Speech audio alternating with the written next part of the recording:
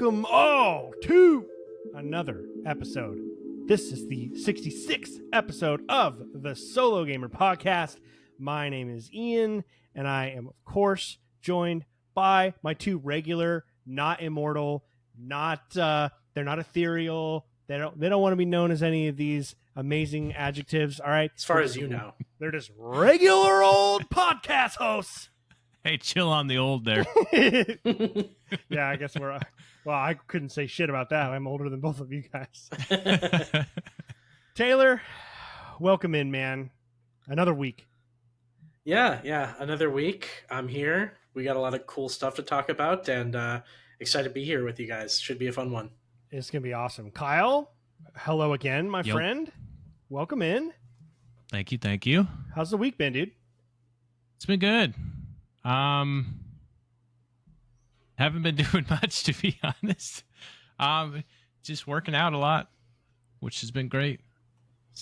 So yeah, man, I'm excited for this episode, though. You've really stuck with it better than I have, but I feel like I haven't lost my faith. Sometimes when I skip the gym for whatever reason, like I know the difference between I was like, this is because I didn't want to and because there was like a legitimate reason. So far, it's all been relatively legitimate, and every time it's been time to get back at it, I've been able to do so. So hopefully we'll just keep. Yeah, absolutely. I mean, dude, it was just 2 months ago that I was like eating whatever the hell I wanted and just being lazy, and I don't know. At just some point, it just clicks, and then you start crushing it. The hard I don't know part how else is to explain it. That happens to me, and then it goes away somewhere between 6 months and a year. It finds a way to like go away, but you know what? I mean, we're gonna see how I do when football starts up here. But yeah, I know that's the ultimate test. If you can make Sunday kind of your allowable cheat day, quote unquote, and you do really well, it's okay. You know, you can get away with that kind of thing. It's funny because it's like I think with that all that kind of stuff is like. As much as I constantly give myself shit for not doing this or not sticking with that or eating this, I'm always thinking about it. And because of that, I'm always making some kind of decision, even if it's not to the standard I want to be. The fact that I'm just constantly doing this and harping on it has made me stick closer to if I just didn't care at all. And sometimes I don't give myself credit for that. I'd be like, I could be in way worse, because like I could just I've been there, it's really tough. For sure. So it's just like, man, it's tough. It is very, very, very difficult though. There's so much in life. It's a commitment for sure. Especially when our like natural state is being on a couch playing games. So. Right. I mean, so much so that when we're not doing that, we're thinking about it, that we need to get those thoughts out and into a microphone for 12 people a week. Right. And honestly, if we're lucky. So true. It could be 3 people a week, which would be us listening to see if it sounds good, and I'd still keep doing it. So, oh, for sure. It's been a blast, honestly. I'm actually kind of surprised, like, I'm not surprised, but like, I don't know. It's crazy how 6 episodes has gone by so fast. Like, I feel like we just started this up again last week. And we're like 60 was the first episode back. We're already on 66. 66, That's nuts, dude. Yeah, man. And we haven't missed a week, right? No. Not missed a week. Okay. So I've missed a week personally. Okay. Maybe that's what I was thinking because we didn't have you and it felt weird, but yeah, so we've had 6 weeks. It's crazy that 6 weeks has gone by, and that I know. Yeah, it hasn't felt like 6 weeks at all. No, it's a month and a half. I know. That is nuts to really consider. Time is a funny thing, from the fact that it's almost all perspective. Obviously, time exists, and we're not going to get too crazy into this, but time exists on a plane for all of us. But time is a construct. But the way in which all of us perceive time is nuts.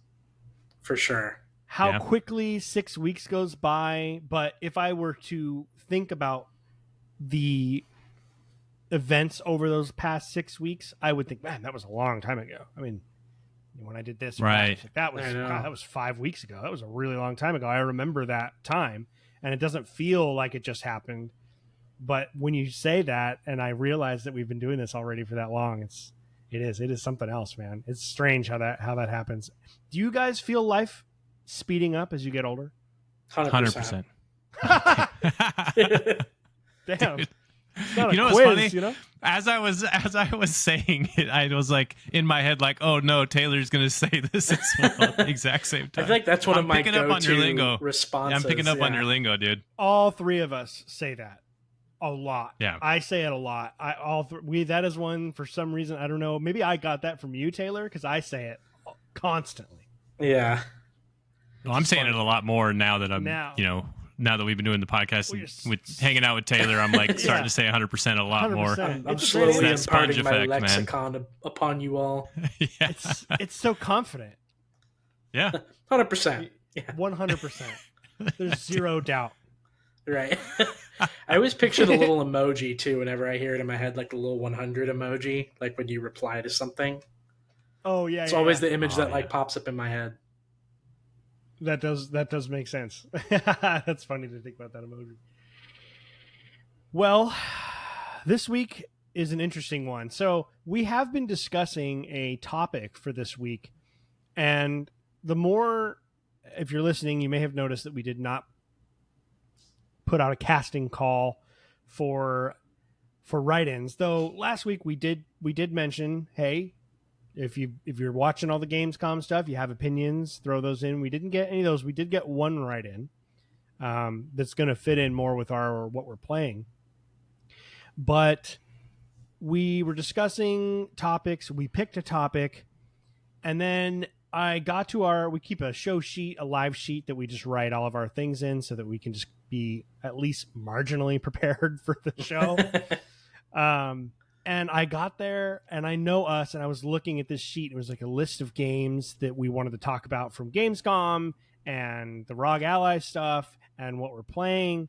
And I was just like, are we really going to get out of this conversation with enough time to do a topic, the justice that we want to do? So this might end up just being kind of a just chatting style, catching up on industry news.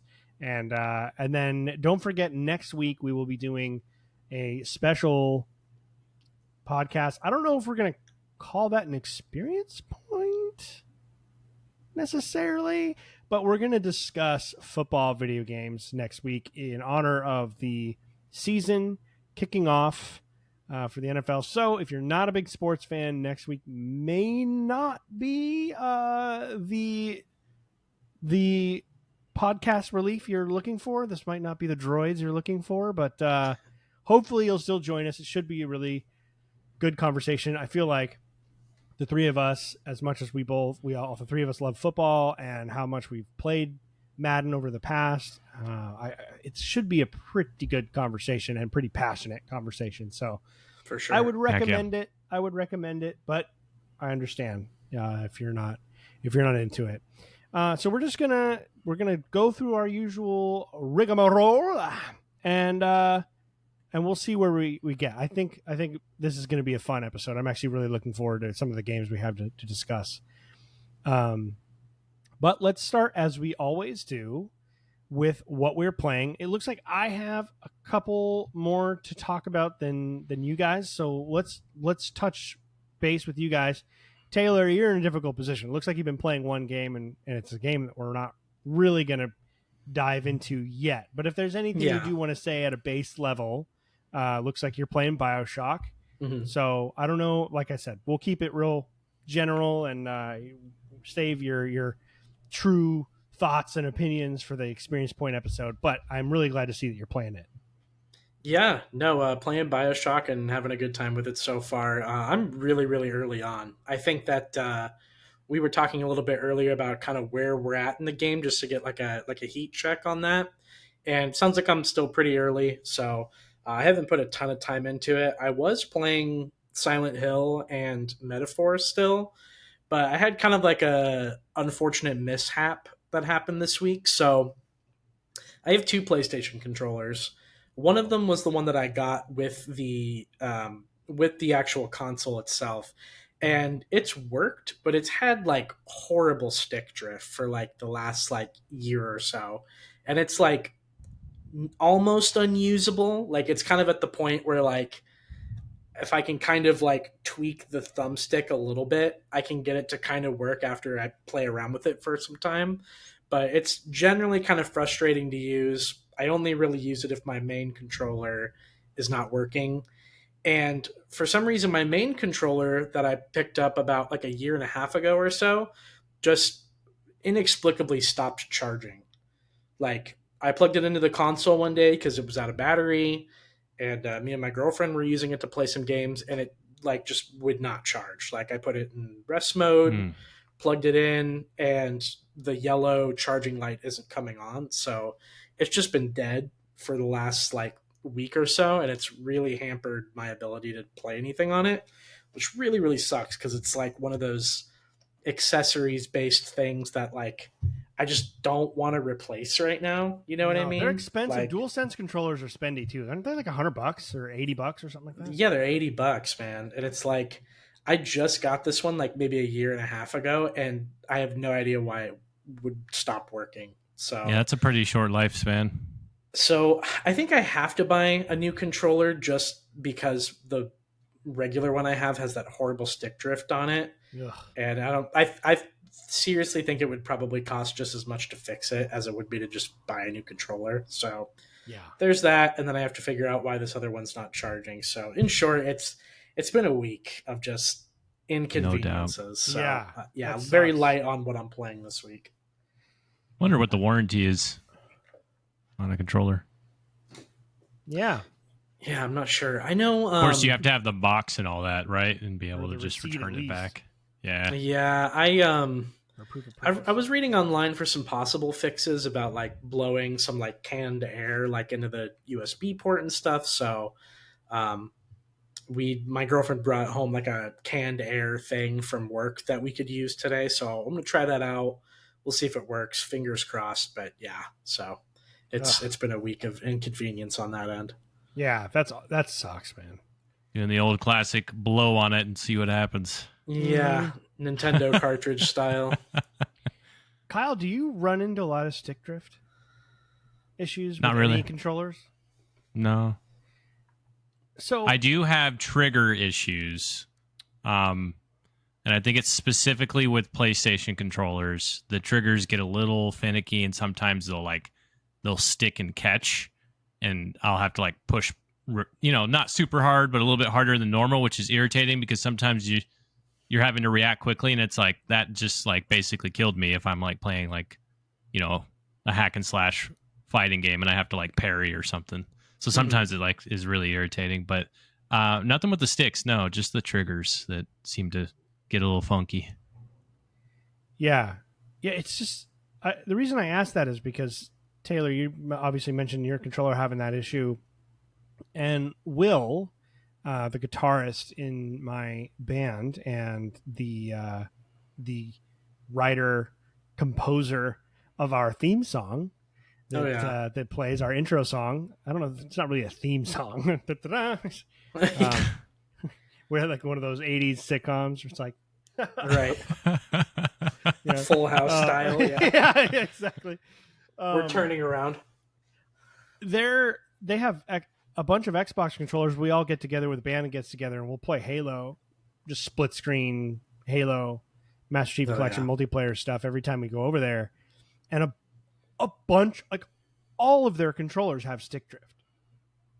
And really? I own so many. I collect Xbox controllers. You guys should see. I should take a picture at some point. I bought a bunch of stands for them, and I keep buying them because Xbox keeps releasing cool new controllers, and then they let you design them in the Xbox Design Lab, which was one of my favorite things. I just love Xbox controllers, and I have bought a lot of them. And maybe that's part of why I have good luck is that I really only play on two of them primarily. I love that, man. I just love that one. What is this is my Design Lab one that I have. Same. You and I have a very similar. That's the most Xbox. You got to get that green. That green. I never have any issues with Xbox controllers. Never. No, I was actually just about to say all my Xbox controllers work flawlessly. I'm thinking. I don't know if they're playing with their feet or if they're punching the analog sticks or something. Because all of their controllers have drift. I'm like, what are you guys doing to these poor things? Yeah, I don't know, man. This is crazy. Yeah, I honestly, even historically, haven't had an issue with PlayStation controllers. No, but same. It's been my Nintendo Joy-Cons have stick drift on them, and then this DualSense is the one that's giving me issues. So, but Xbox, going back to the 360, I've never had stick drift issues. Yeah, I've only ever had one controller become mostly unusable, and it was my very first Design Lab controller, which was that green. And I played it. It was like all I played on for probably 3 years. And the right trigger started sticking at the bottom, and you could feel it coming back up. But really, it was almost as if it was like sand in there. The feel, the course, it just did not. Something wasn't right with the trigger, and it got to the point where it was almost unusable or would get stuck. So I got another Design Lab controller. It was like the exact same design. Basically, I have the design saved. And I've had that for another 3 years and no issues. It's the only controller I've ever had kind of break on me my whole life. So, and I was wondering, since they're custom built, and I did it as soon as they launched that. So maybe it was some kind of early issues with construction on those. That's what I've found. I feel like whenever you are an early adopter of a console, or like, it's always usually the controller that comes with the like actual console itself. Right. Yeah, that's a good point. The one that comes in there. Yeah, so I've been incredibly that's fortunate. the one I have issues with, is my original PlayStation controller that came with the PlayStation. It's with got your like PS5?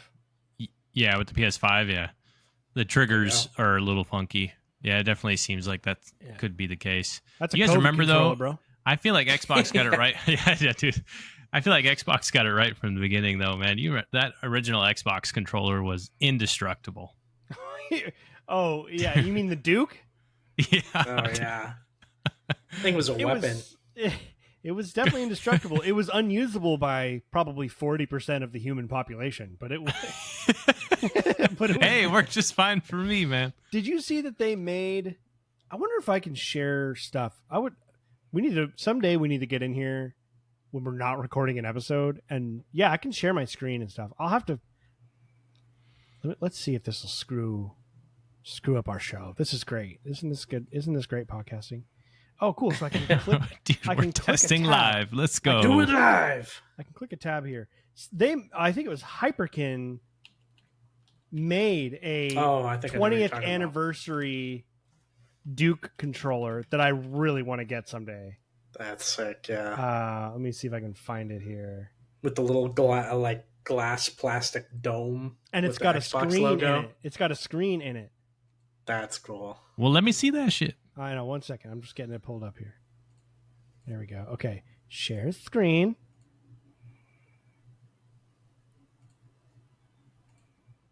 Can you see it? Why do I feel like I'm in like a Teams meeting right now? I know, right? Can everybody see my screen? Isn't this cool? That is dope. That is very cool. Like and it's got the 20 years down here. Yeah, that is so cool. This is an actual little LED screen. It's wired, which I find interesting. I guess that's true to the original, but right. Dude, they need to start doing more of this, because when PlayStation came out with that software update for a little bit for the anniversary, with the classic sound and retro background, I was like, man, I could stick with this. Like, this should be the main thing if you want it, Well, here's the thing with that, though, that I find interesting. I loved when PlayStation did that. I thought it was so cool that Sony brought that out. I don't really know why they did it with a limited time.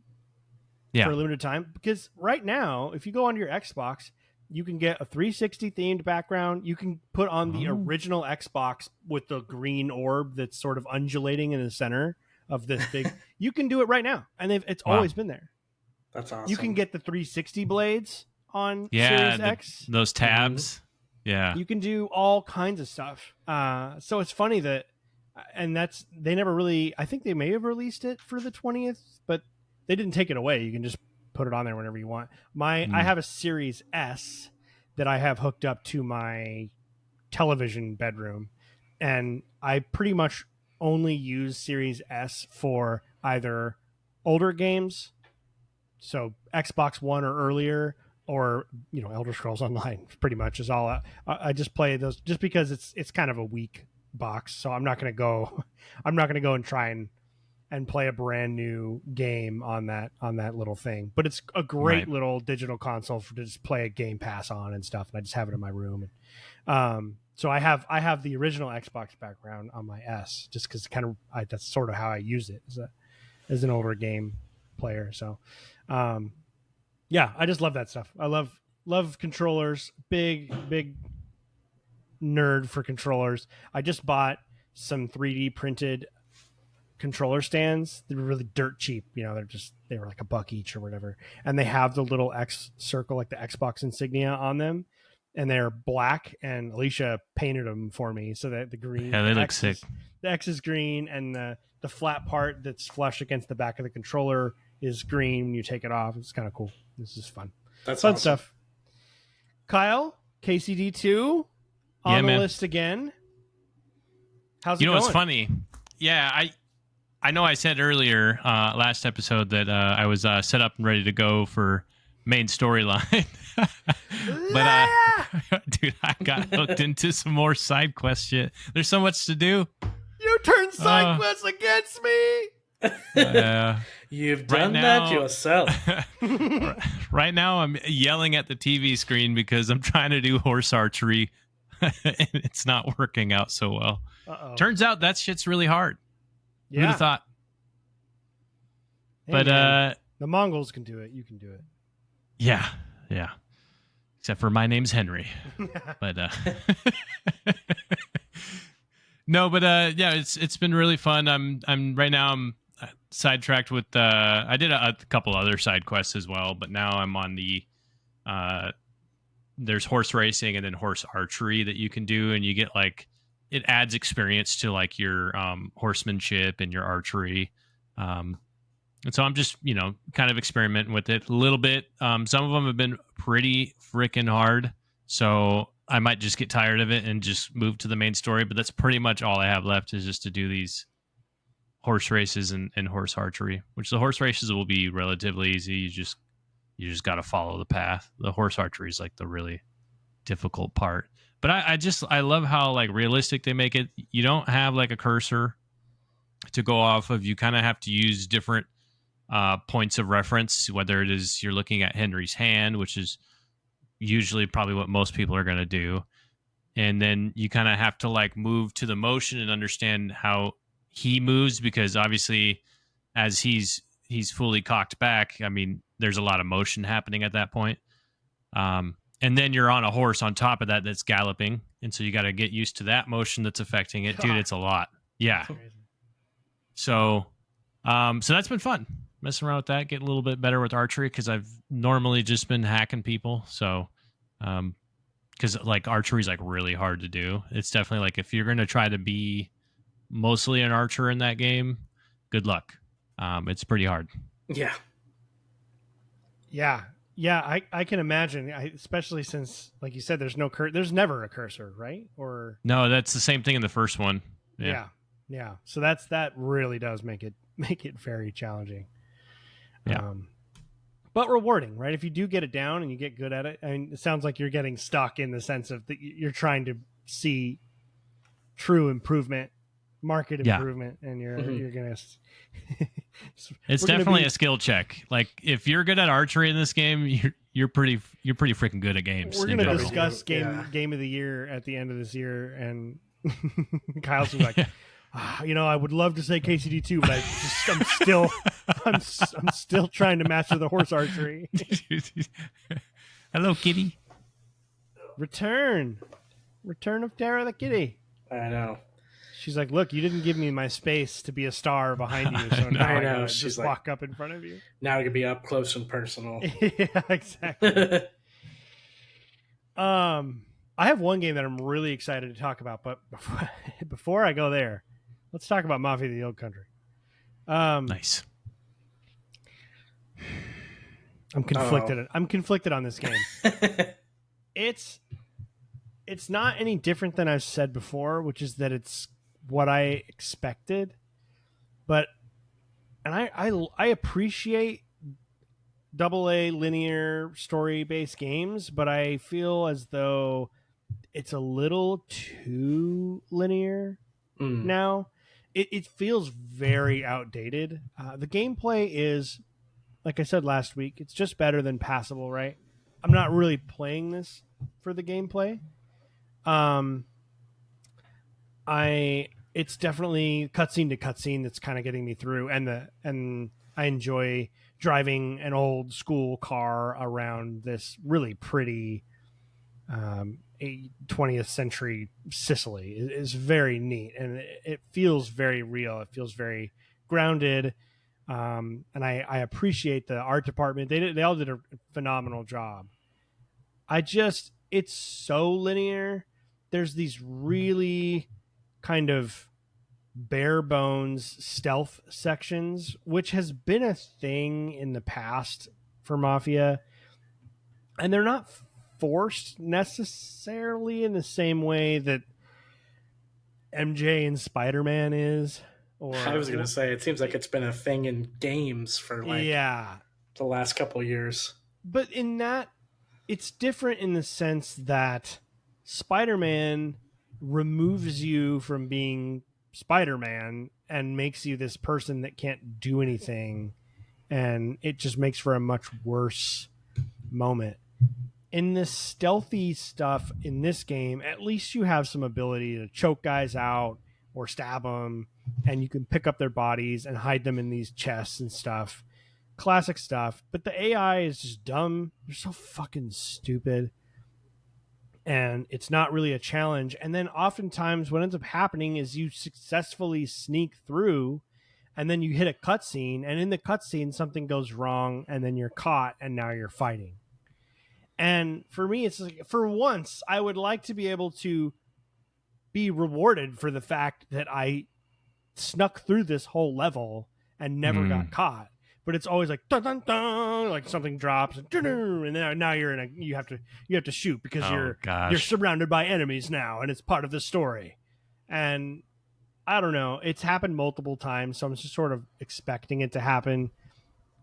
And the gameplay is just so simple and so repetitive that I'm glad the game is only 10 hours, and I'm still invested. I like the characters. I like the story, even though they're pretty formulaic.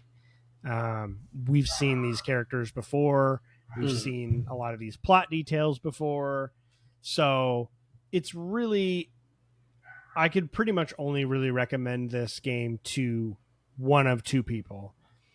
Either someone who has played all the Mafia games and enjoys them in spite of these problems, or someone who has never played them, tends to enjoy these kind of short AA experiences that are nothing really to write home about, but is interested in the kind of classic Godfather style Hollywood mafia simulator, basically.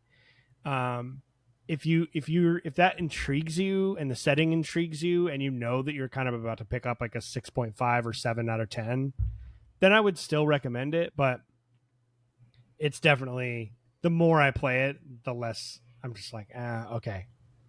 I'll finish it. I'm enjoying it enough to give it a playthrough, but I'll probably never play it again. That's a bummer. There's like no replay value at all. I mean, none. Yeah. So that's where I'm at. I would say it's better than mediocre, but not by much. Yeah. So I think from what I've heard about it this year, I think it's definitely a game I would like to get to at some point. It sounds like something I would be in the mood for and that I would enjoy. So I think at some point this year, just when there's a small lull, I'd like to pick it up and play it, because I've never played any of the Mafia games, so I think it'd be a cool place to. I think this would be a good place to start. I would maybe when it's a little cheaper too, because it is already a cheaper price point, but I almost kind of feel like it's more like maybe somewhere to like $30 to $40. Yeah, yeah, absolutely. I would say it's definitely worth $30. It's probably worth $40 even. I think that would be. I probably would have. it's tough to say because they came out at $50, I think was the price point, which I appreciated. And it's knowing how expensive it is to make video games, and the fidelity is high. It looks good. At least the world looks good.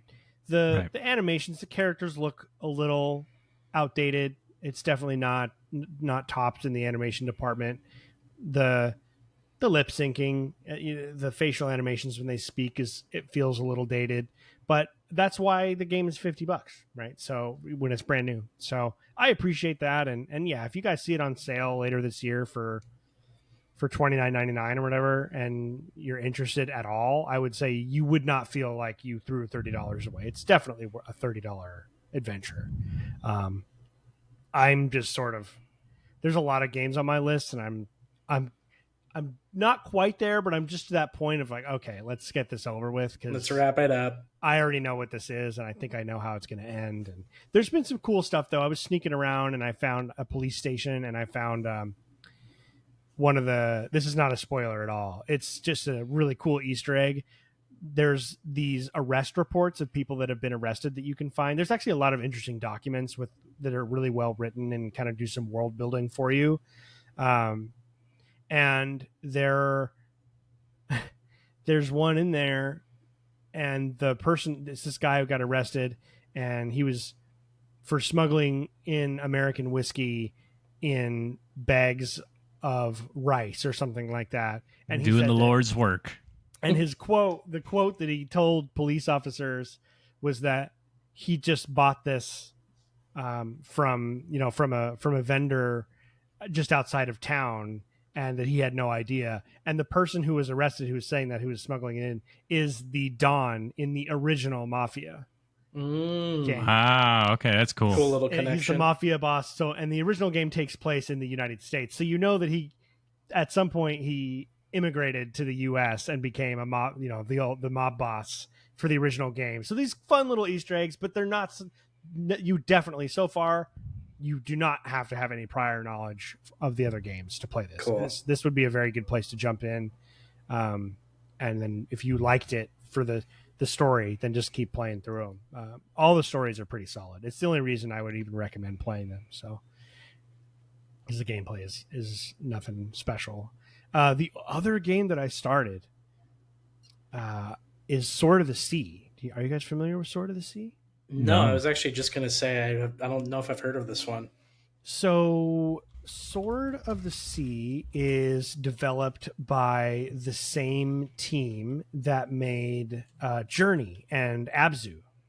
Oh, okay. Have you guys played either of those games?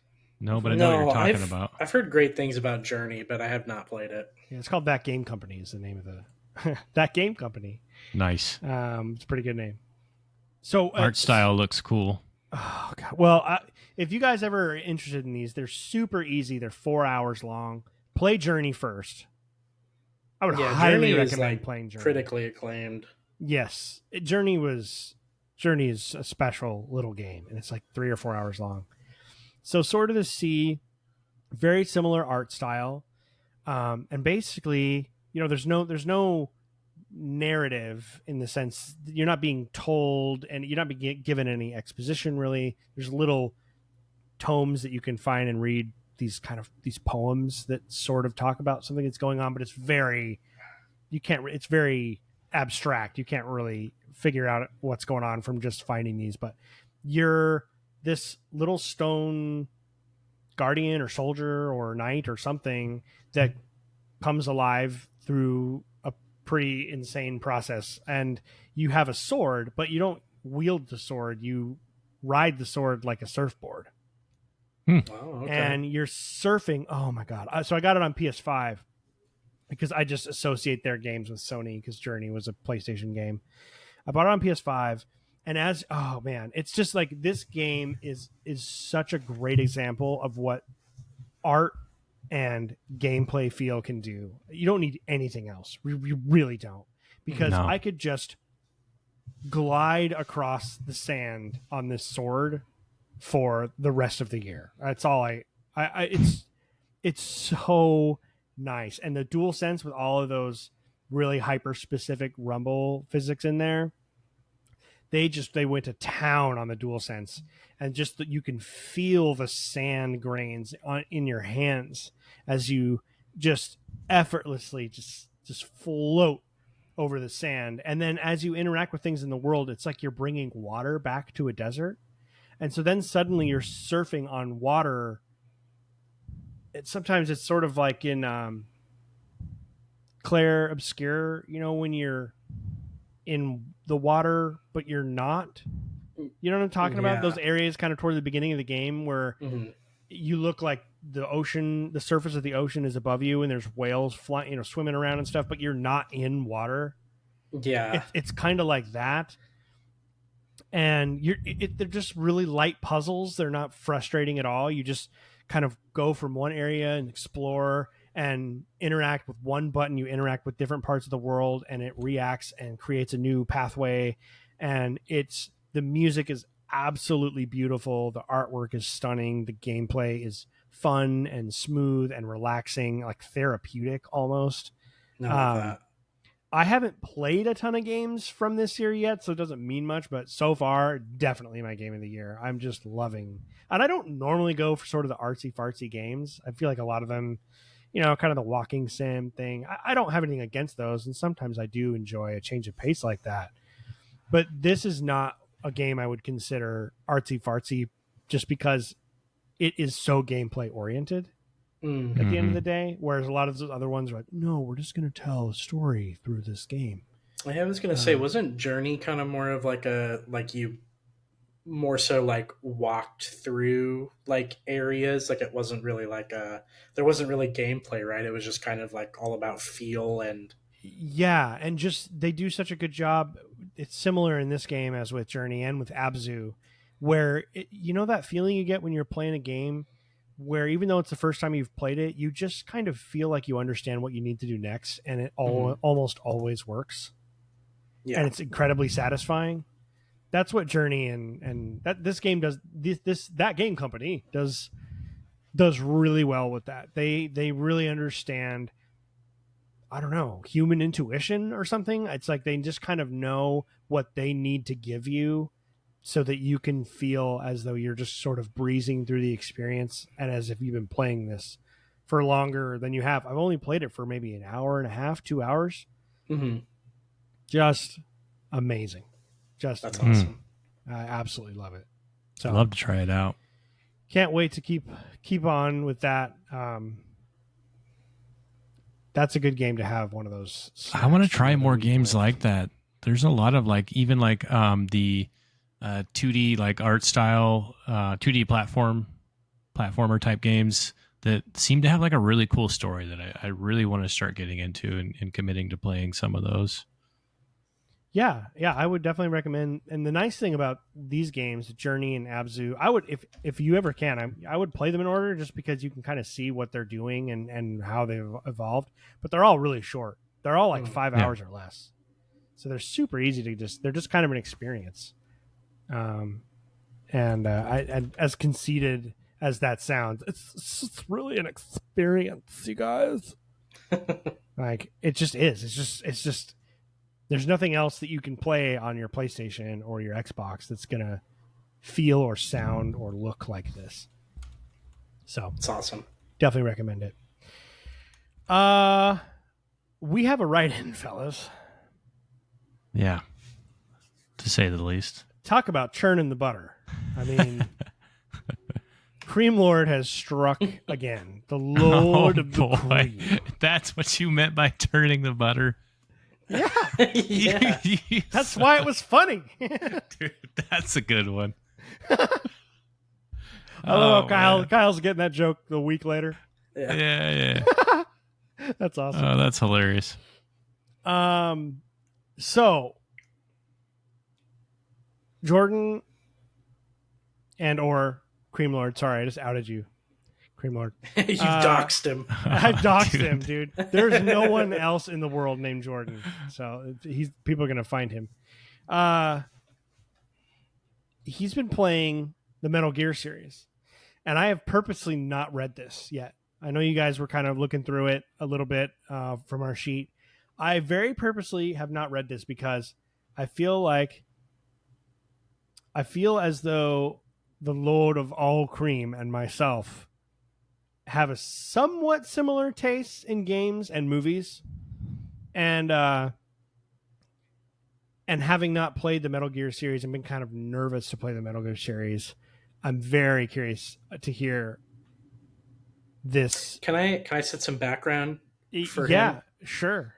So, when I was going through and playing the Metal Gear series on my own, this was always one of the series that I had recommended him.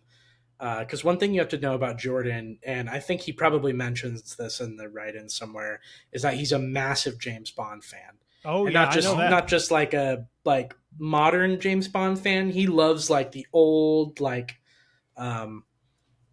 why is the guy's name? Why am I forgetting his name? Like the first James Bond, Sean Connery. Sean Connery. Yeah, nice. He's a fan of like the Sean Connery Bonds and like the Roger Moore Bond. So he loves like that kind of over the top sort of spy thriller kind of energy that Metal Gear brings. And I've been recommending these games to him for a long time, mostly because I think that they nail that almost exact tone with kind of like a little bit more of a Japanese kind of over the top campy flair. So I'm excited to read this. I've only read bits and pieces of it, but excited to see what he has to say about it. Me too. Yeah. And yeah, he's he has I don't know if it's his personal Instagram or if he has another one that's like a movie kind of review / celebration thing, and I think it's a separate. I follow both, if not if it is separate. And I know that he's a massive James Bond fan. So cool. All right, so we're gonna read this. We're gonna dive in to the world of Metal Gear Solid. All right, here's the write-in. I have answered my summons. Apologies ahead of time for the long write-in. After many years of having people tell me I would love the Metal Gear Solid series, I finally decided to see it for myself. I'm a big fan of the spy genre, so this has been one of my biggest blind spots, and it feels good to check it off finally. I have to say, I was incredibly impressed with the first game. The gameplay aged about as good as a game like this possibly could have. Aside from the game suffering from some clunky controls for certain fights, it still holds up on that front, which is really impressive for a game this old, 1998. I was not expecting the game to have so many boss fights, either which was cool, and they all play very different. Sometimes the way things are written in text, I read them wrong. I was not expecting the game to have so many boss fights either, which was cool, and they all play very differently from each other and are creative in their own ways. They didn't feel redundant. All of them required very different tactics. I really appreciate a game that doesn't hold your hand and trusts you can figure some things out too.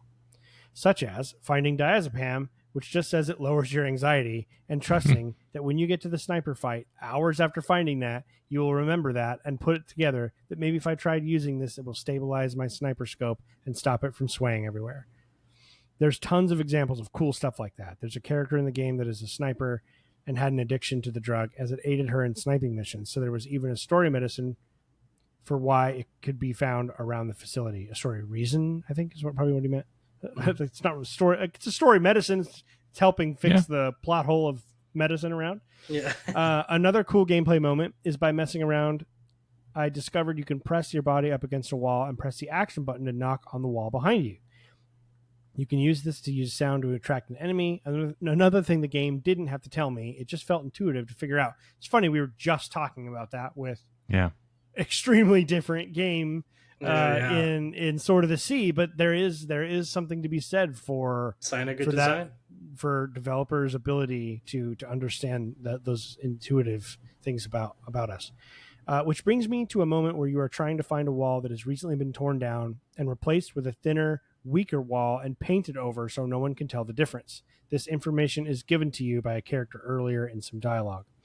Since it's a thin wall, it can be taken down with the C4 that Snake has, and the way you discover which wall is the one you can take down is by using that mechanic from earlier, pressing up against a wall and knocking on it.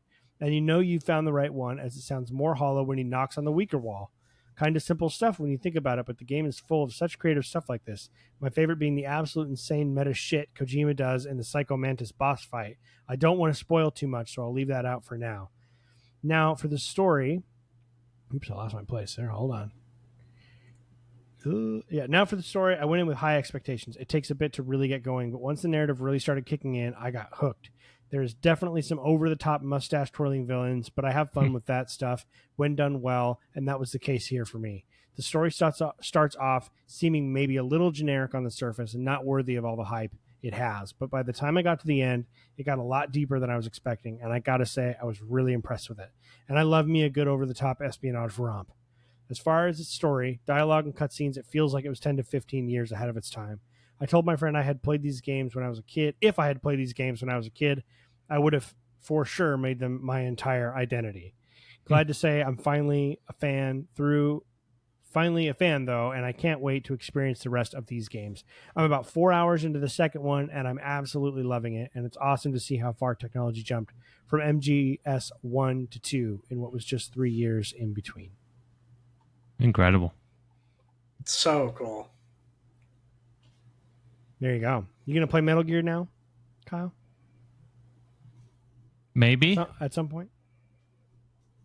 I should. I mean, God, I had a lot of fun with it when I was a kid. I played it with a neighbor of mine, actually, that I would go to his house and play it a lot. But he kind of like helped me through it because I was like really bad at games at that point. I was like way too young. But I remember really liking the story. It was a strange time. Yeah, I think it was Sons of Liberty is what I played. Oh, okay, yeah, it's the second one. Yeah. I really enjoyed it, but yeah, I would love to try to get into those, especially with the remastered that recently dropped. I would definitely love to play that. Because I personally, you remember we were watching, which game was it? We were watching the Gamescom releases. Which game was it that looked like Splinter Cell for a second that we thought it might be a Splinter Cell game? What in the world is this? We're about to find out. We're about to find out. But yeah, what was it that we thought was a Splinter Cell game that turned out to be? Weren't you saying that they announced like a Netflix thing? It was an animated Netflix show. Yeah, I think that's what it was. And I thought they were announcing the newest. That's what dude, we were getting so hyped. Because yes, dude. Splinter Cell was totally my shit, and I know that I would like Metal Gear Solid as well because of that. I really like that, like, kind of special agent, like, specialized in just, killing and getting the mission done by yourself is really cool. It reminds me of SOCOM US Navy SEALs as well. I had a lot of fun with those games. Dude, I want to play those. I didn't have a PS2, so I never got to play the SOCOM games. So oh man, I've always wanted to go back. I want them to make a new one. They were too hard for me at the young age that I was at when they came out. They were a little advanced, I remember. So I remember trying to pick one up one time when I was pretty young, and I was like, I don't understand what's going on at all. It was fun, but yeah, I was not able to progress at all. So I was delivered a dog with a note that's telling me what I want, asking me what I want for dinner. It says "Dear Dad" on the top. Aww. She was awesome. Like had it around her neck, and she was over here on the floor going, trying to get it off. Hi, come here. Oh no, she runs off every time. She doesn't like my chair. Yeah, I feel like MGS. We've talked about this before. It feels like a massive blind spot for me, just as someone who loves the industry and the history and video games in general as much as I do, and pride myself on trying to play lots of different things. I didn't have a PlayStation for a really long time, so I was behind, and then I tried to play 5, but it just felt weird, and I didn't know what was going on, and it was like in the middle of the time. It's just and I've always been afraid because I have a very hard time with campiness. And so I am so worried that I'm going to struggle so mightily with dealing with that I won't be able to enjoy it thoroughly the way it needs to be because of how good it is. Like, I know I would be able to say this is objectively great, but I don't want to play MGS and then go around telling everyone how I can't stand the campy, awful dialogue stuff, because it just makes me sound like a shitty hipster that's too good for that dialogue when millions and millions of people love this game. I almost called it a show. So I don't know. I've just always been very hesitant to play it because I'm just like, what if I don't like this? And everyone hates me because and honestly, there's a really good chance you probably won't. I think that one of the beautiful things about Metal Gear and you, Ian, is it's definitely taught me that not everything is for everybody, and that's okay. And so now, whenever I recommend games to people, I feel like I have a better grasp on not just what you like, but what other friends I know will like and what their tastes are according to. And I don't know if it's a series for you. I just think it's kind of one of those series that you have to have kind of that weird over the top sensibility, and you have to go in knowing sometimes things are going to be really crazy and might not make a ton of sense.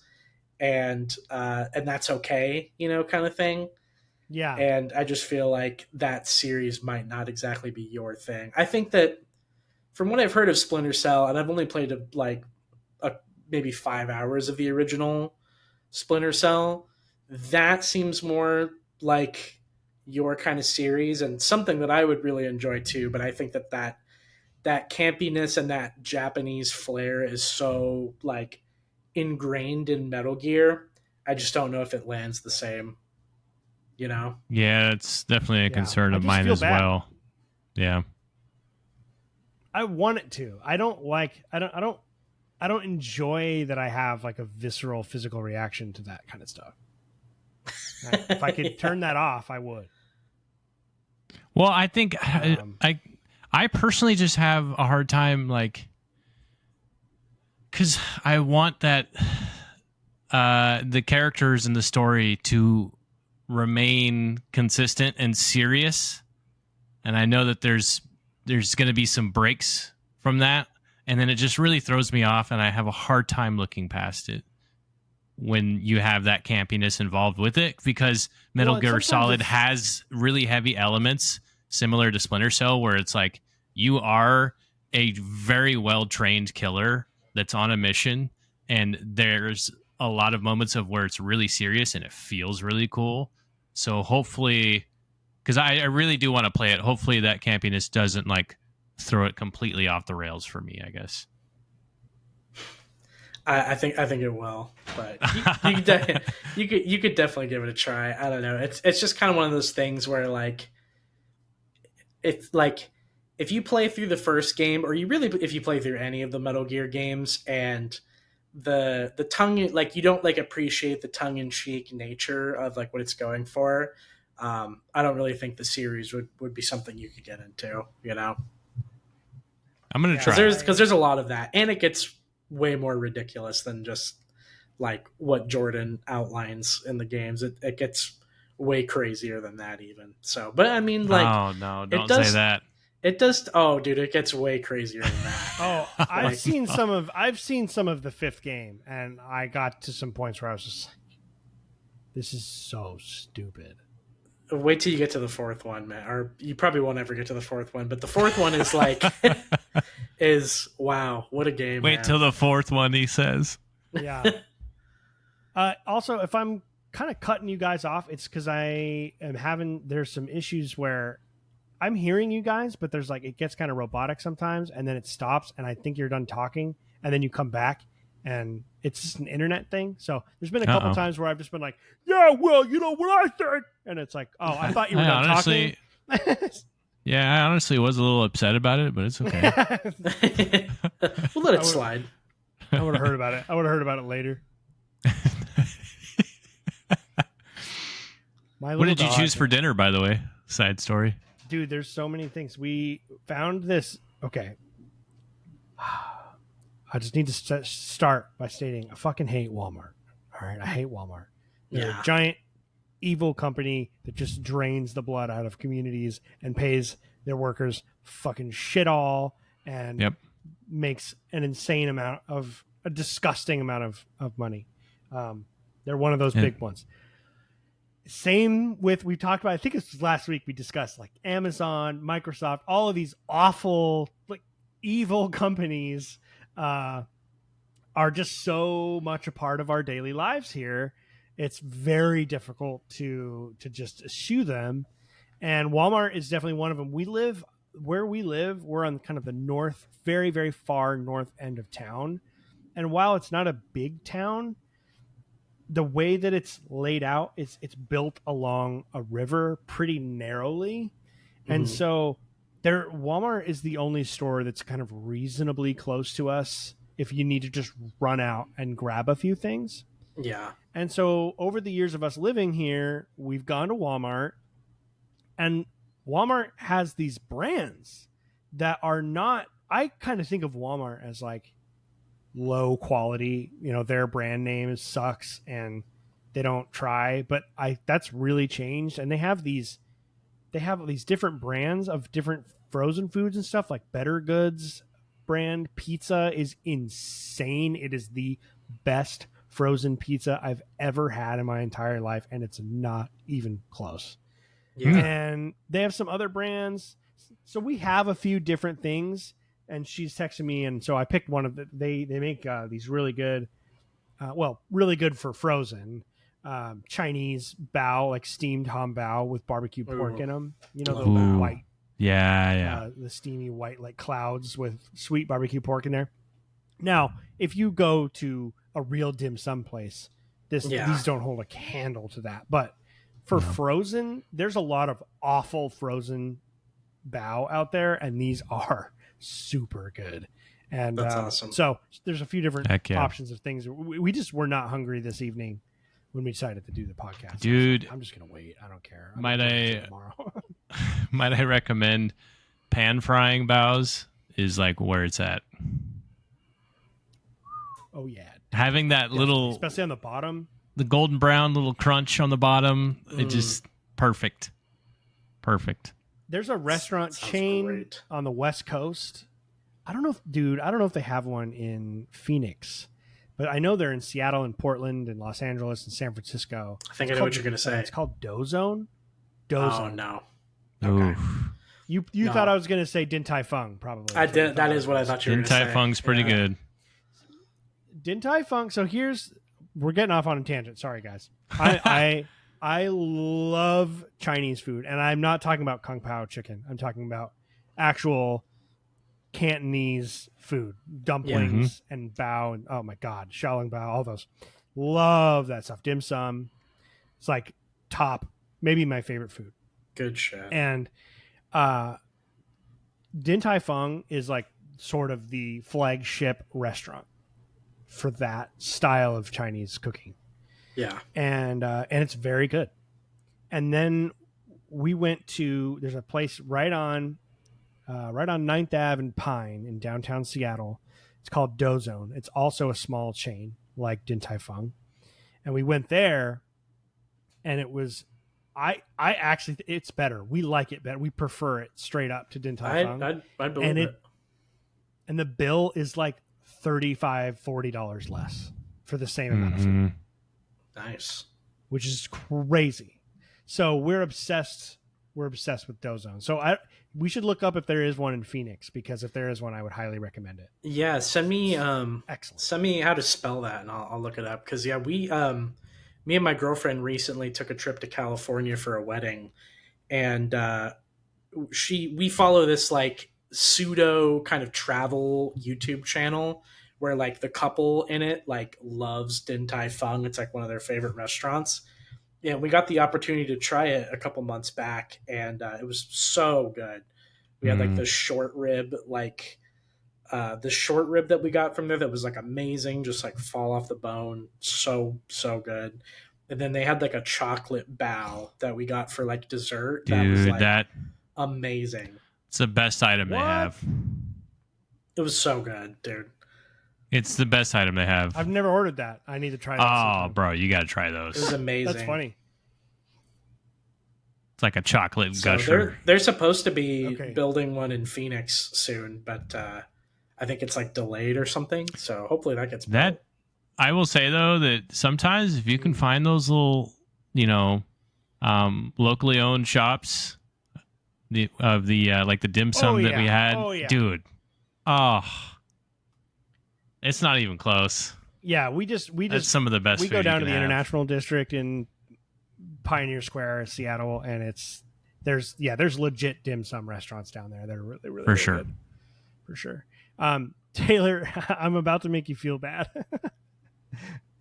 because I know I totally understand what you meant, because it's like just the way I'm saying it is going by really quickly, but I'm going to send you in chat the name of the restaurant because you're like, let me know how to spell that, and then you're going to see what it is, and you're like, oh.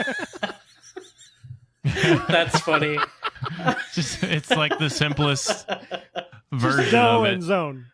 Like dough, like pizza dough, and zone, like you're in the zone. Although I understand why you would think it's something else. Yeah. Yes. Yeah, because he thought it was like Tozhon, like exactly. I thought it was like a name maybe, or like, God, it's hilarious. For those who don't know, it's literally spelled DOUGHZONE. And you got to check it out. It's incredible. Yeah, it's so funny. I don't know where all they are throughout the country, how big. I think it's kind of just a west. They started in California. It's just like a West Coast. But there's like 3 or 4 of them in the Seattle and Bellevue metro areas. But I was trying not to laugh because you and Kyle started talking, and you were telling us about, Taylor was telling us about the YouTuber and stuff, and I was like, don't laugh. Dude, that is so funny. Let me know how to spell that dough zone, please. Yeah. How funny, dude. Cool. Well, where are we? Cream Lord, thank you very much.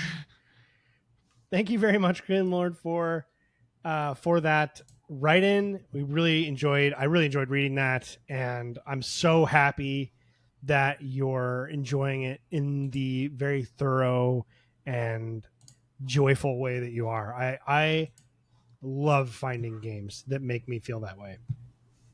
And it's pretty I can't wait to hear what he between. says about the others too. Yeah, and I actually know the twist of MGS2, so I won't say anything, but if he doesn't know it, that's going to be kind of cool. Yeah, agreed. So, a few different twists, I guess. But, guys, let's discuss Gamescom a little bit. I think we made the right decision to hold off on the topic because we're a little ways in here, and we have a lot to talk about today. Let's talk about some of the games that we saw at Gamescom. I will say generally, and I'll pass this to you guys as well, I was a little underwhelmed with this year's show. It's never been E3, quote unquote. I know E3 is long gone now, but I don't know. Maybe my subconscious is kind of hoping that Gamescom would take over a little bit, but that's just not really what it is. It's more of a platform for developers to show off their games and their devices, and it's just a lot of already announced stuff. And but there was some exciting things, and I'm really excited to kind of discuss some of these. Taylor, you had a lot of ones that you had written down. I had a couple, but overall, how did you feel about Gamescom this year? Yeah, I think I landed in the same spot as you, Ian. I thought it was a decent show. Like, it was kind of like a fun watch, like after a long day of work, to come home and just kind of sit through the announcements on the couch. I thought was really cool. But yeah, I don't think they really showed anything outside of like one big item for me. Not really anything I wasn't not expecting. Like there wasn't any announcement that I was like, oh my god, I can't believe they're working on this, or it was a couple announcements here and there that I thought made a small grab bag of fun stuff to talk about. So, but yeah, I think I landed the same spot as you. I actually thought the Summer Games Fest proper show that they had earlier this year was like miles better in terms of like an actual press conference that announces like big crazy stuff. So Yeah, I think that sums it up pretty well. How about you, Kyle? How did you feel about what you saw from Gamescom this year in general?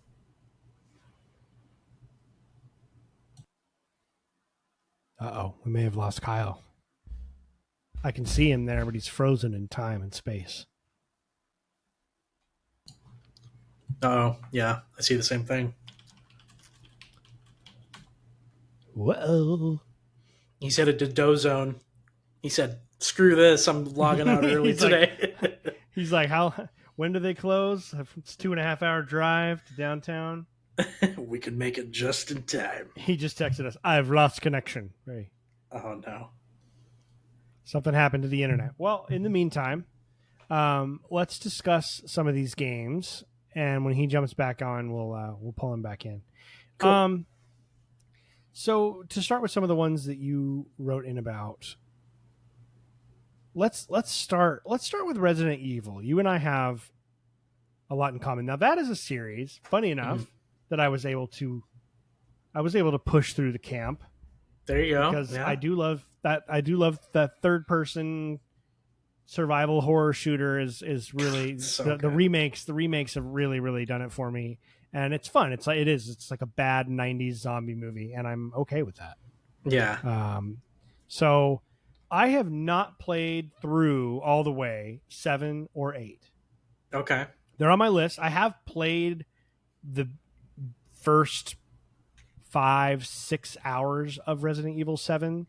Enough. It's just a lot scarier than than the third person games. But I've played 2, 3, and 4. I like all of them. I even liked 3 fine. Everyone was really down on it. It wasn't as good as 2 or 4, but it wasn't bad. I enjoyed it. Yeah. You've played all the Resident Evil games, right? Or at least all the mainline ones. Yeah, all the mainline ones I've played outside of 6, so I've been a fan for a really long time. I know you didn't love 7. I thought 7 was okay.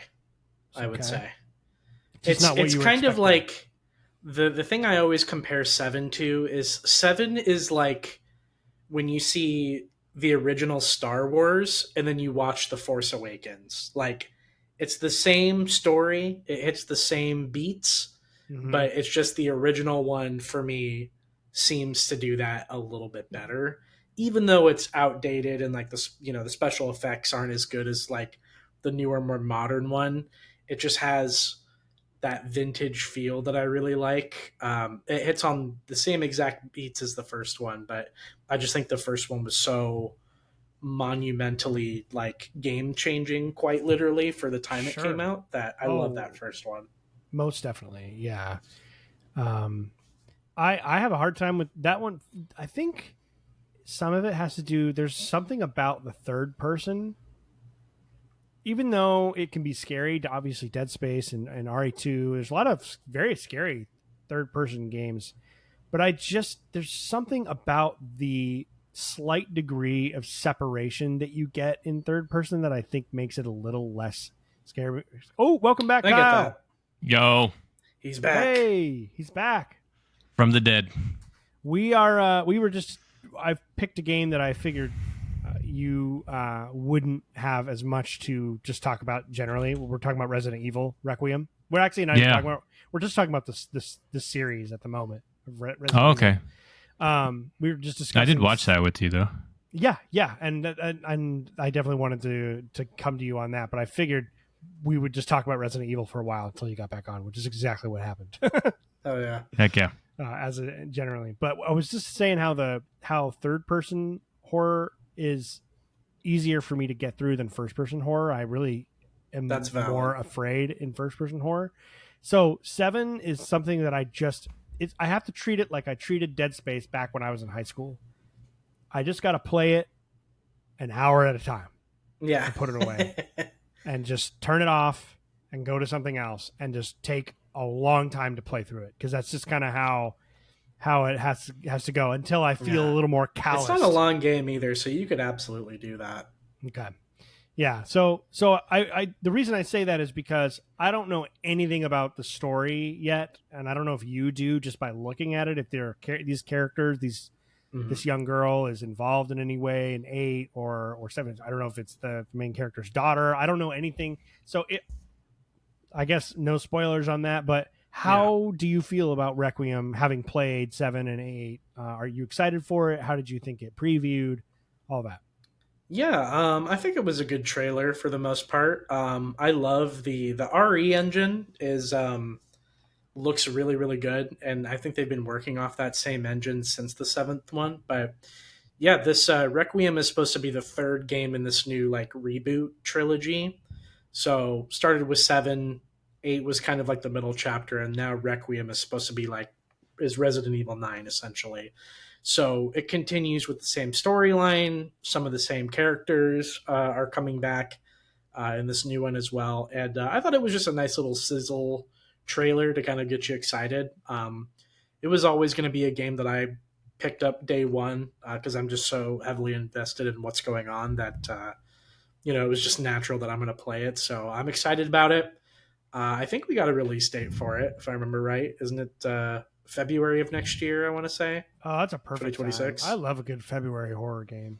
Yeah, so I'm excited, man. It definitely seems to be following the same story beats, but there's some new characters thrown in there that I'm excited to see, and possibly some old returning ones. Yeah, February 27th, 2026. Oh yeah. So I liked it. It was just a little cinematic trailer, but I thought it hit the scary beats that it's supposed to, and I'm excited to see where they take the story. The story after 8 sets up the universe in a really interesting way, so I'm excited to see what they do with it. Yeah, absolutely. Kyle, what did you? We both had some mixed thoughts on what we saw. I don't think we saw everything that they showed about Requiem. No. But what did you just take away some popular from titles? I'm actually looking through the list, and I could be incorrect about some of this because AI is kind of helping me here. But apparently, Black Myth Zongku was announced. The developers of Black Myth Wukong coming out with a sequel. I never played the Black Myth Wukong, but I would say that's pretty important. I don't remember watching the trailer for that, so that's my bad. But yeah, I mean, none of the games were really anything that I would normally play. Hollow Knight, the sequel for that, seems like a cool game, and like I said before, I'm trying to, especially, if Xbox ROG Ally turns out to be pretty cool, and I end up getting that. I mean, that definitely seems like those type of games are going to be high on my list to play with a handheld. So that seems very exciting. And yeah, of course we watched the Resident Evil thing, but I'm gonna have to watch somebody play a Resident Evil game to ever be involved in that. Yeah. Oh, well, and we watched that trailer, and I felt it wasn't a trailer. It was sort of like a small bit of gameplay. And I don't the characters did not look very good. I don't know. And that doesn't really matter at the end of the day. The game's going to be played in first person, but for some reason it kind of took me out of it a little bit. The facial animations and the lip syncing was like off, and it just didn't look right. And I wasn't really buying into the characters much, but there is a new kind of unstoppable evil creature in this one that is scary as fuck. Like one of the scariest things I've ever seen. I don't know if I will be able to get through Requiem because that thing, whatever it is, I don't know what it is about that creature, but it just pushes all the wrong buttons. I love the design too. It's so wonderful. Cool. It's excellent. And like you said, Taylor, the lighting and the kind of the way the graphics and the hyper realism of the halls and stuff, it looks really good from that perspective, and that's what makes it so scary, I think. Let's see. One that I am very excited about that I've never played this series. Anno 117, Pax Romana. Have you either of you guys ever played an Anno game? No, definitely want to. I haven't played it, but I've heard a lot of good things about it for fans of that genre. It's kind of like a Civ style game, right? It's like a city builder. City builder meets a little bit of Civ, so that you're not really. I don't think you're expanding across a continent. a massive continent. It's more focused in on your city state, and you develop trade and stuff. But this one puts you. There's 2 huge maps that you can build your city in. The first one is in Italy. You build a Roman settlement in the Mediterranean. And I just think sold you right there when they said that, huh? Right? I think it sounds awesome. And then the other one punched your ticket right there. Yeah, and the other one puts you. This is also very me. The other one puts you in the shoes of like a new Roman governor who has to found a settlement in Britain, in ancient Britain, and deal with the natives of Britain, and building these big long all these structures of huts connected by wooden walkways, and it's just. I don't know. I'm very excited to check it out. It's just perfect. Sounds like a game that I haven't played a game like that in a while, and it should be kind of fun. They've got a lot of games out. Yeah, Anno's been around. Around. I'm buying it right now, actually. Which one? 1800 or the sci-fi? Yeah, 1800 is $6 right now. Oh shit. Okay, well maybe I'll have to pick that up then for sure. Yeah. There's a sci-fi one. That sounds cool. Yeah, so I think that was the original 2205. Yeah, I think so. You build like a lunar settlement. That looks cool. Like that. That is cool. I like that. Yeah. So it's like the same kind of a similar objective, but obviously very different surroundings, environments, and context for why you're doing it. So the sci-fi one sounds sick as well. You can buy the whole franchise for $38 right now. Just FYI, weekend deal. I have not looked at the summer Steam sale at all, because I haven't. I just figure anytime there's like a sequel that is about to come out, I always look on Steam because they're usually like $10 or less for sure previous games. Yeah, that is always a good idea. Sorry, I'm just responding to something. Anyways, didn't want to get you guys distracted with that, but I wanted to say it's $6 right now. Yeah, hell yeah, no, that's awesome.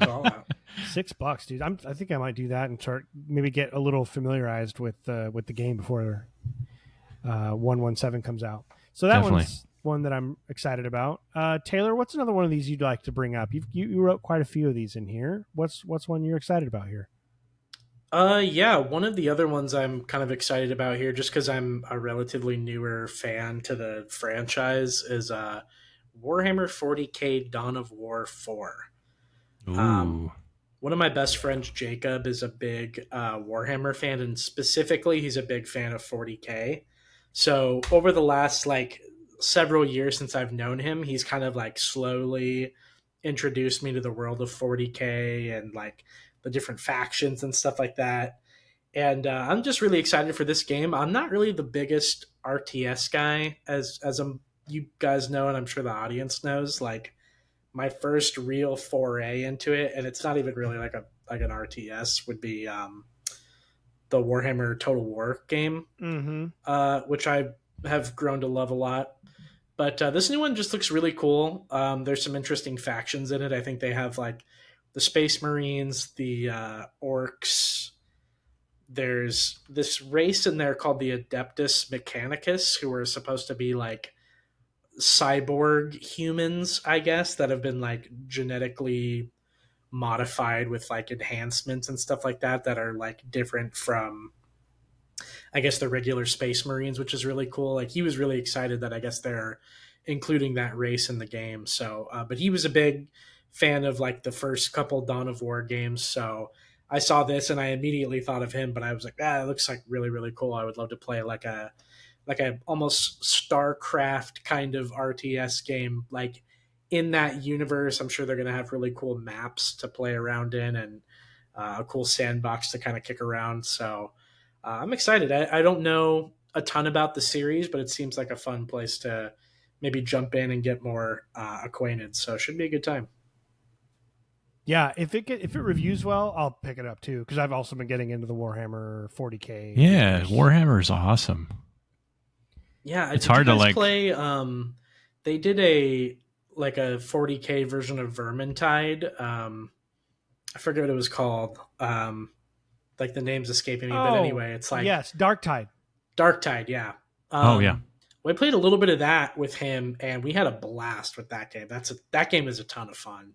Okay. Yeah, but We should play some of these multiplayer games together. Yeah, I was gonna say that would be fun. I guess when it first came out, we had played it and it got like review bombed on Steam for some reason. I think people weren't super happy with it. Yeah. But I guess they've made a bunch of new changes to it recently and kind of like totally overhauled the game and the weapons system. So apparently it's a lot better, but that would be a really fun one to play. Yeah, I would love that. Yeah, it's hard to figure out where to start with Warhammer, dude. There's so many freaking games out. Yeah, Space Marine 1 felt like when they released that remaster I played earlier, apparently played 6 weeks ago. Yeah. Oh, wow. That's what I was talking about then. That felt like a really good place to start for me. I have having some of the background already. I have it's like a turn-based strategy that kind of plays like oh gosh, what's that? Baldur's Gate? No. Well, yeah. I guess I should say Baldur's Gate is a good call out. It does play like that. It is Warhammer 40K. Let me look at my library. Warhammer 40K Chaos Gate Demon Hunters. Oh. Okay. But it plays more of like that. What's that? Gosh, that military game that kind of plays like Divinity, Original Sin 2, and XCOM. XCOM. It plays a lot like XCOM. Yeah. Okay. Same similar thing where you like learning technologies and getting new units and training and then you send them out on missions and it's all turn based. It's very similar to that, and I really enjoy that play style. And I need to get back into playing that because I do really like the Warhammer universe. We should all get together and play Darktide at some point. Yeah, that'd be sick. Down. I have it on Steam, so I'm ready to fire it up. Yeah, that'd be cool. That'd be really cool.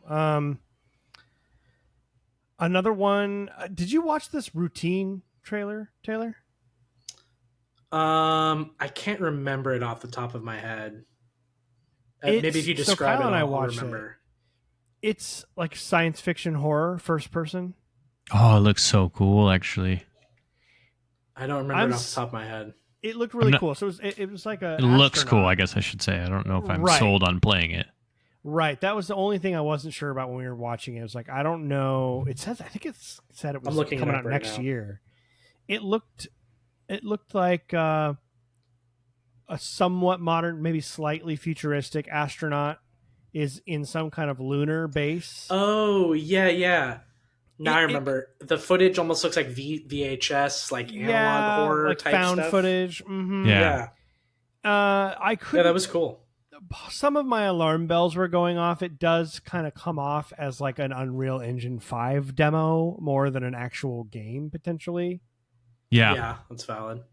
But I did like it was incredible. It looked absolutely incredible. It looked almost photorealistic. I mean they made a great cutscene. Yeah. So I mean, I'm interested enough. You tell me science fiction horror, and I'm at least 60% invested right off the bat. Yeah, I agree. So I just kind of want to see. It was worth watching, I think, just to look into and see if it ends up. If it gets 7s or higher, I'll probably play it. Yeah, because it scratches an itch that I always have. There's something about that, and I think that's why Starfield really stuck with me. Is that genre is always going to get me to want to play it. Mm-hmm. Yeah, there was enough there that kind of fed that I played all the way through and put a decent amount of hours into it. Yeah. Chip never comes onto the show. He's always kind of like stands out there. He's like, Chip. I love him just chilling in the window right there. Come here.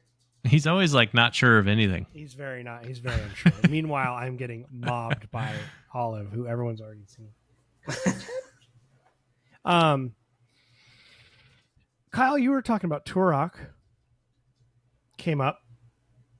This is an interesting one, right? Third person. Is it multiplayer as well? No. So they actually, a lot of people came out and said that they really hate that it's third person. And so they recently revealed that it's going to have the option to switch between first and third person. So they fixed that. Okay. I either fixed it or it was always there. Yeah. Because it's not a typical Turok game, right? So it's like, why it doesn't have to be a first-person shooter. But That's fair. Yeah, Turok seems pretty exciting. I've always been a fan of playing the Turok games, I mean, even in all the way back to like the really classic ones. And then I think which it's been a while, but they did come out with a Turok. God, I almost want to say with the 360, like a long time ago. Mm-hmm. There was like a launch. It was a launch game, I think, for the 360. Yeah. What was that called? It might have just been called Turok. And it wasn't like anything Evolution, to like. Maybe. Yeah. It wasn't anything to rave about. The one that I'm thinking of is Turok. It's just straight up. They just called it. Yeah, just called Turok. That does. I think so. Okay. That checks out. But it's just a lot of fun. I love the universe. I love the idea of being like this Rambo type character in a universe of like dinosaurs, because that's like the little kid in me just loves dinosaurs. Anything involving that, it's like let's go. I'm gonna go out there and manhandle some dinosaurs. And yeah, I really love that whole vibe and look and appeal of Turok. Even if I don't really care about story, I just want the gameplay to be fun, and that's all I'm looking for.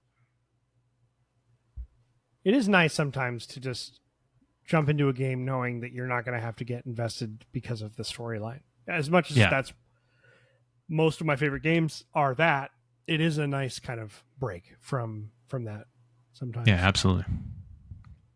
Taylor, talk to me. I have some thoughts on some of this too, but I want to hear what you have to say regarding the Vampire the Masquerade Bloodlines 2 and this sort of development hell. Oh yeah. That it's been in for so long, and now here we are, and it looks like it's mostly finished, I think. What did you think of the trailer? The trailer was awesome. Trailer was awesome, man. I was pretty excited for this game, as you mentioned, Ian. I think I remember bringing it up on an episode a long, long time ago, but the Vampire the Masquerade Bloodlines 2 has been like a super beleaguered sequel to the original one that I think came out in like the early 2000s. So it's kind of like a long sequel in the making. But famously, I remember several years ago, they had already almost finished, I think, the game as it currently stood. And then the company that makes it, I think they're called like the Chinese Room, I want to say, they like fired like all of the staff working on it. Not the developers themselves, but like the leadership on it. And I was super worried at the time because I remembered one of the guys that they fired, and I forget his name, unfortunately, but he's a super recognizable guy if you've ever seen a picture of him. They fired him, and he was like the director on like the original game. And he is like the exact kind of guy that you would want working on a vampire RPG. Like, we're talking, this guy looks like he's straight out of like an early 2000s emo like underworld movie. Like, he's got like hair in front of his eyes, he's got like the fingerless gloves and stuff. Like, I saw a picture of this guy and I instantly was like, oh, this is exactly who I would want making this game. You know what I mean? Every time he walks into a room, like Nine Inch Nails starts playing. Exactly. Dude, exactly who I would want on this game. So that I'm thinking of so many songs in my head right now. Right. So they ended up firing him and a bunch of other people on the project. And so we kind of got, at that point in time, a lot of the fans that were kind of waiting for the game were like, oh, this thing's getting canceled, like, for sure. Like, I think they showed a trailer of it at Summer Games Fest like 4 or 5 years ago or something like that. And there were reports that had come out that it had basically been like restarted, essentially. So we saw a new trailer at Gamescom, and it does have a release date, which I think is like October 20th or something like that of this year. Yeah, pretty crazy. I'm excited for it. I have my expectations, I think, set appropriately. There is absolutely like a major chance this game comes out and it is just absolute dog shit. Yeah. So I'm fully expecting that to maybe be the case. But I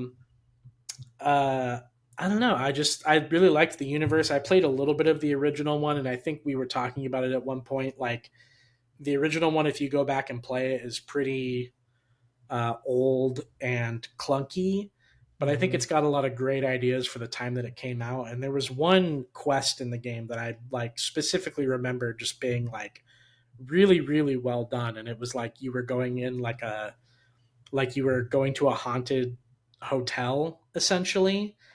And the way that it was crafted was just so well done for the time, I remember. And it was kind of one of those things where it was like, I don't know if I'll end up finishing this game, and I didn't end up finishing it, but I was like, if the new one is even nearly as innovative as just that quest was and how ahead of its time it was, I think we're going to be in for something good. So I am bummed that it sounds like there's not going to be a character creator in the game. Yeah. It sounds like maybe to save on some development time, they have 2 characters that I think you can pick from. There's a male and a female character. Mm-hmm. And I think that depending on which one you pick for the story, the other one plays a factor in the story that you play, but it's not like the original where you could create your own vampire and pick a different tribe. There's like, I think like 6 or 8 different vampire tribes that you can choose from in the original one, which I thought was changed really all cool. Your abilities and stuff. Yeah, like there was a race of vampires in the original called the Nosferatu that I thought were a really cool idea, where they got severely debuffed if they were in like sunlight or if they were outside of the sewers. So like the idea I get in my head of somebody who's playing a Nosferatu would be like a super hardcore person who wants to like play through the game at like a really like difficult setting, and they were really ugly, so like they got really bad like charisma checks, you know, whenever they would talk to people. So just really cool ideas. Like I said, I'm not going into this game with really high expectations. I'm just excited that it's even got an announced release date. So we'll see how it goes. But I mean, yeah, because at this point they've just at this point they're probably just like, this either comes out or you're done. Right. Like, yeah. So we'll see how it goes. I might pick it up if. Speaking of, did you watch Nosferatu? Trash. Sorry, she muted me. I thought that's so. What happened. Okay. Did you watch that newer movie? I don't want to get too sidetracked. I haven't yet. It's pretty good. You should check it out. I love that director. I love that director. It's very cool. Movie? The new Nosferatu. Oh, it was excellent. I loved it. Yeah, I really liked it. And it would be cool to play a character like that. Right. Yeah. Yeah, very cool. I love that that Masquerade takes place in Seattle too, so that's kind of fun. Oh. Oh yeah. Always fun to play in Seattle in a video game and critique it. Yeah, definitely. I like critiquing it. Like, well, that's not there, or not exactly they're missing this. Yeah, Last of Us 2. The I won't stick on this long, but The Last of Us 2 is like Subway. What the fuck? Yeah, what? There's no fucking Subway in Seattle. You're on the water. Like, where are they digging all the? Obviously, we do have one giant tunnel in Seattle that they replaced the viaduct with, but it's just funny. This is like that's the furthest. It was like classic like New York City style subway system that they had in Last of Us 2. I was like, okay, I don't know about this one, but other than that, they did a pretty good job. They also didn't get the how hilly it is. It's like very flat in the game. It feels like it's flat. Yeah, but, that is true. But other than that, they did a really good job. It'd be kind of hard to ride a horse on some of those hills, though. Yeah, it would. The horse break its leg up like right up above Pike Place. The glue factory. Either that or you're flying over it. Like, yeah, dude. Straight up. Cool. Well, that pretty much covers all the games that we had written down. I can't really think of any others that I really want to talk about. Not Gamescom related, but yeah. I mean, the last part here is I just want to do a kind of a brief discussion before we close out the show. We got a lot of details about the Xbox ROG Ally and Ally X, and more than just the system, the handheld itself, but they kind of finally unveiled some of the details behind the Microsoft full screen experience, or whatever the horrible name. It's Xbox OS, basically, is what it is, and how the fact that they got Windows to turned a bunch of background processes that were unnecessary for gaming that Windows always has going in the background. They just turned it off and saved like 2 gigabytes of memory for the system to use to run on, and that's a pretty good start. There's some other things that I would like to see fixed, but yeah, so they just showed off. They talked more about the AI chipset that's in the X and how that helps with upscaling to a massive degree to kind of help future-proof the system, which I think is interesting. I'm just kind of reviewing some of this, and you guys can kind of give me your thoughts. They figured out a way so it's like when shaders are loaded into a game, they have to be cached prior to the game, to putting you into the game. And so it adds to load times significantly. And so they figured out a way to preload all of the shaders as you install the game, which I think is really interesting. So it's going to cut way back on load times in games. Yeah, so just lots of interesting details. Obviously, the big one is the release date is October 16th of this year. Yeah. Right around the corner. No pricing details. Yeah, we have no idea what we're paying, though. So so let's just go kind of around the horn here. Kyle, I'll start with you. Just giving all those things we just discussed and everything you learned about the system. Yeah. How do you feel? What are you thinking? Mostly excitement. It seems like a top of the line, really good handheld device, you know? Yeah. If we're talking like in comparison to like the Steam Deck and things like that, it definitely feels and sounds like it's going to be superior. My concern though is like, how much am I going to have to pay for this? And especially since they haven't revealed the price yet, it's like, I'm getting more and more concerned. We're talking about maybe less than 2 months, right? So yeah, no, definitely less than 2 months. October 16th. Yeah. Oh, October 6th. Yeah. Okay. So yeah, I'm getting worried about that. That's like my only thing. I'm sold on like, I think the device seems great and something that I would enjoy. I don't know if I would pay $1,000 for it, but it seems great and I would love to play it. Yeah. What about you, Taylor? Yeah, I think it looks like a really, really interesting piece of hardcore tech, honestly. I've been kind of kicking around the idea of buying a handheld for a really long time. This one is definitely impressive, but I think that, with where it's at right now, especially since kind of like you said, Kyle, like we don't know what the price of this thing is. I'm guessing it's probably close to $1,000. I think most people have kind of thought it's probably going to be that way. So just based on the factor of price alone, I think out of all of the available handhelds here, I will probably just end up getting a Generation 2 or 3 Steam Deck or whatever it is that's coming out really soon. Right. I just think it's going to be more economical from a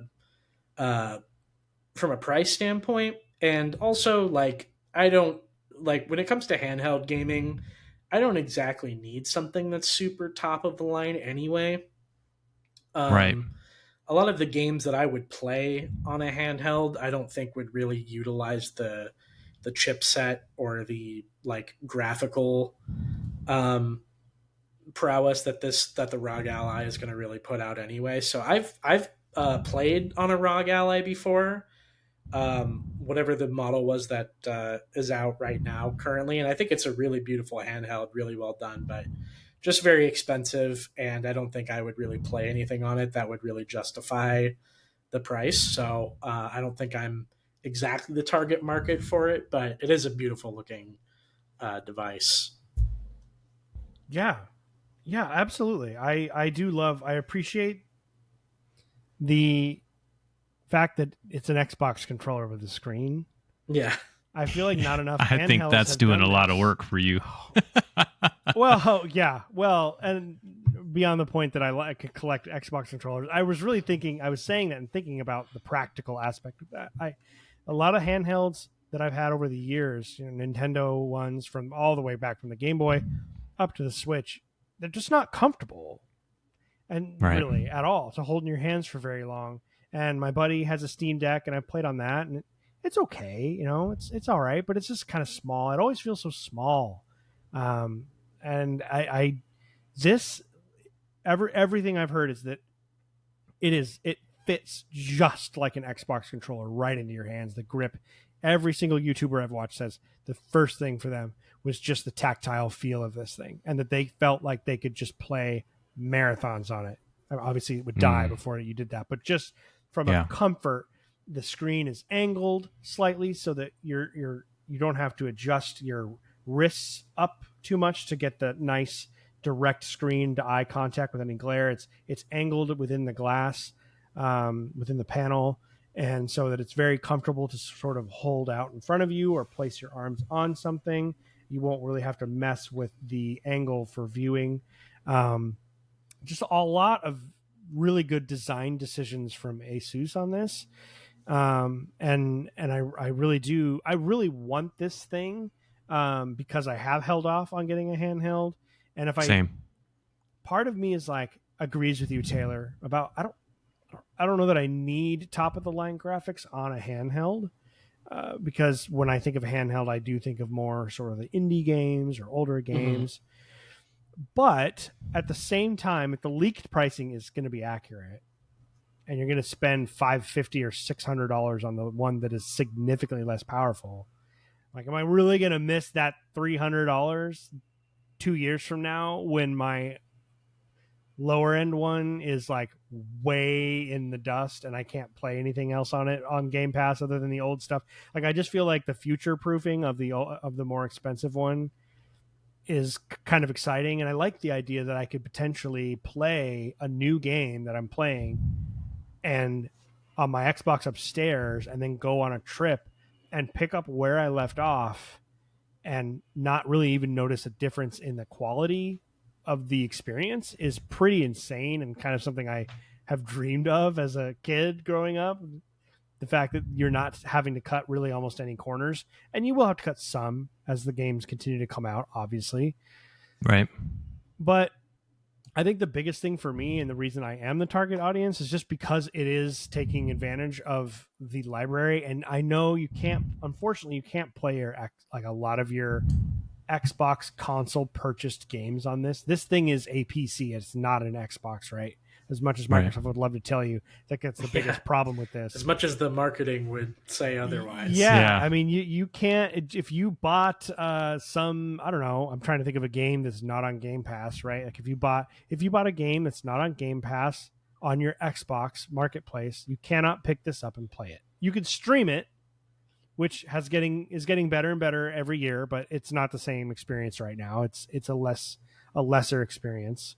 So you can, at least Xbox does allow you now to stream the games you own. I think that's pretty cool, especially given that that's going to become more prevalent in time.